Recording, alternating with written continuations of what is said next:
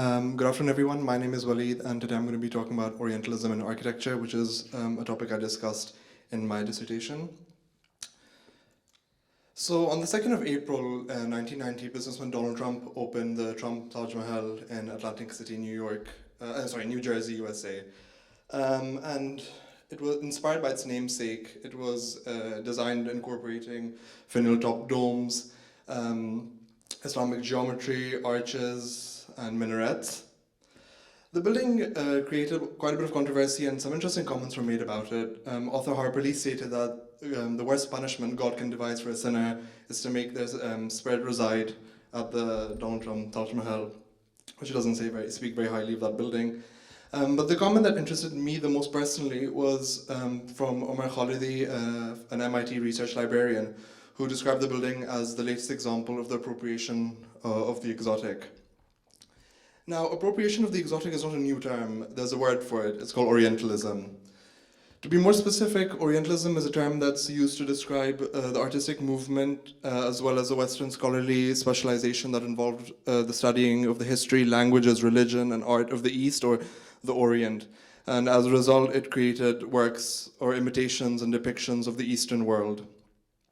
There was Orientalism in fine art, with this example from the Italian artist Fabio Fabi of the Harem Beauties at the Market. There was Orientalism in literature, with the Turkish Tales by Lord Byron.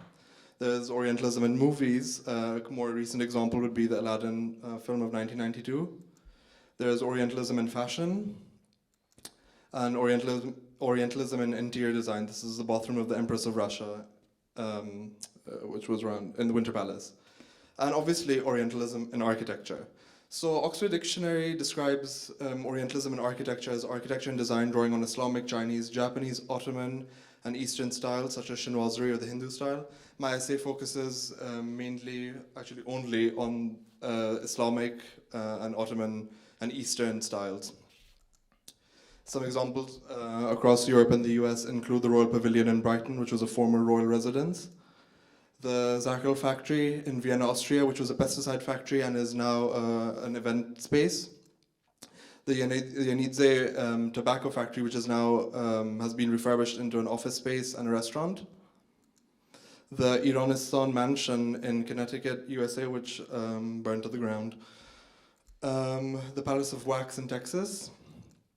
The Arab Hall located in the house of Lord Leighton in London. And the Arab Room in Cardiff Castle. So a lot of controversies and issues surround Orientalist architecture. And I'm not the first one to identify issues relating to Orientalist architecture. Very famous, one of probably the most famous writers of the 20th century, Edward Said, published his books called Orientalism, in which he sort of criticized the works, these Orientalist works, but his focus was primarily on scholarly writings and literature rather than, and he briefly discussed art, but he didn't discuss architecture at all, which is where I thought I would step in. So there are numerous problems with Orientalist architecture. The first one being underlying connotations.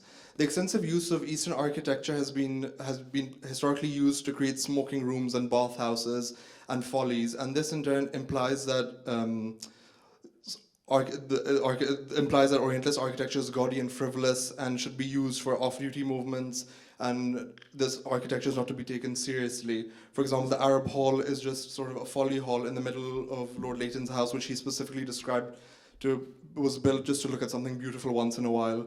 Or for an example would be the Trump Taj Mahal, and Orientalist architecture is often associated with billiard rooms and smoking rooms, which once again is criticized as being frivolous architecture. Another important criticism is inaccurate representations. Many Orientalist buildings combined varying Islamic regional styles along with local European designs.